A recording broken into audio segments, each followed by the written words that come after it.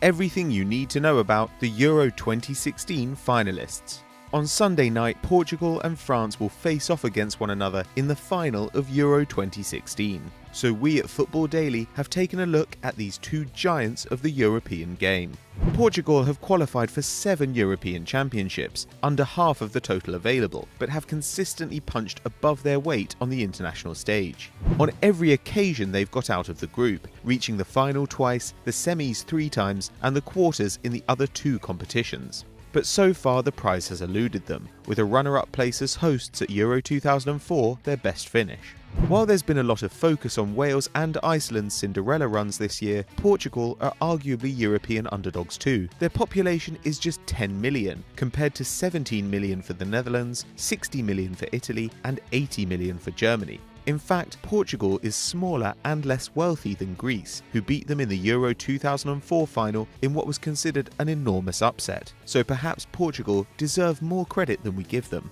Since the demise of the golden generation of Figo, Rui Costa and Conceição in the early 2000s, the Portuguese national side, usually called the Seleção, like Brazil, have often been called a one-man team. And what a man that is, with Cristiano Ronaldo now the nation's most capped player and highest goal scorer, making more than 130 appearances and scoring more than 60 goals, including 9 at the Euros, a joint record with Michel Platini. However, the one-man team tag is less true now than it has ever been, with veterans like Pepe, Nani and João Moutinho supplemented by several outstanding young talents. Rafael Guerreiro has claimed the left-back spot from Contrao, while Ruben Neves, William Carvalho, Danilo Pereira, João Mario and Renato Sanchez compete to start in midfield. In attack, Bernardo Silva and Gonçalo Guedes look set for stardom. And coach Fernando Santos has shown himself to be a clever tactician throughout this year's tournament. One of just 4 men to have managed all of Portugal's big 3 clubs, Porto, Benfica and Sporting, he has created a rock-solid defence and has shown the ability to adapt to changing circumstances. In the quarter-final, he shifted Renato Sanchez to the right to cover struggling fullback Cedric Soares and cut off the supply line to Lewandowski and Milik. In what is likely to be a cagey final against a highly rated opponent, Santos' power to change the game with smart management could hold the key.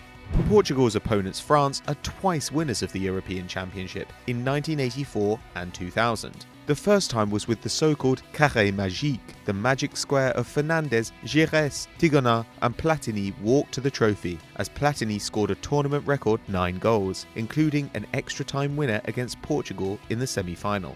The second time, they were led by Zidane and the glittering team that had triumphed at World Cup 1998. Again, they beat Portugal in extra time in the semi-final. Incredibly, the 2 teams' one other competitive meeting was in yet another semi-final, this time at the 2006 World Cup.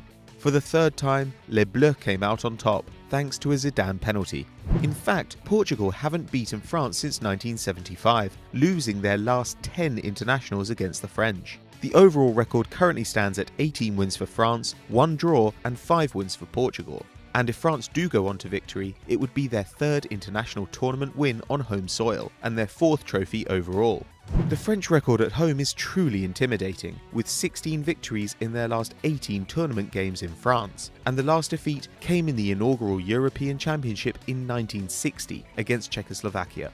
And that home team advantage was vital on the way to this year's final, as France broke a long-standing hoodoo when facing the Germans, beating them for the first time at a major tournament since 1958, thanks to the heroics of Atletico Madrid's Antoine Griezmann. Griezmann is the top scorer heading into the final and has now scored 6 goals in his very first European Championship, making him just the 2nd man to do so and equaling Thierry Henry's career total at the tournament. He is now behind only Platini, Ronaldo and Shearer in the all-time standings, with the Portuguese taking 3 whole tournaments to reach 6 goals. France have flourished thanks to the throwback little and large partnership of Griezmann and Olivier Giroud. The big man has scored 3 and delivered 2 assists at this Euros tournament, with his brilliant link-up play and the energy of France's dynamic midfield compensating for his lack of pace. It might have been unthinkable before the tournament, but between them, Giroud and Griezmann could make the name Karim Benzema a distant memory. Euro 2016 is already the highest scoring finals in the history of the competition, and we are set for a tremendous clash between the engineered wall of the Portuguese defence and the irresistible attacking whirlwind of the French. And as Griezmann faces off against Ronaldo and Sanchez squares up to Pogba, we could not only see the heights of European football today, but the face of the game for years to come.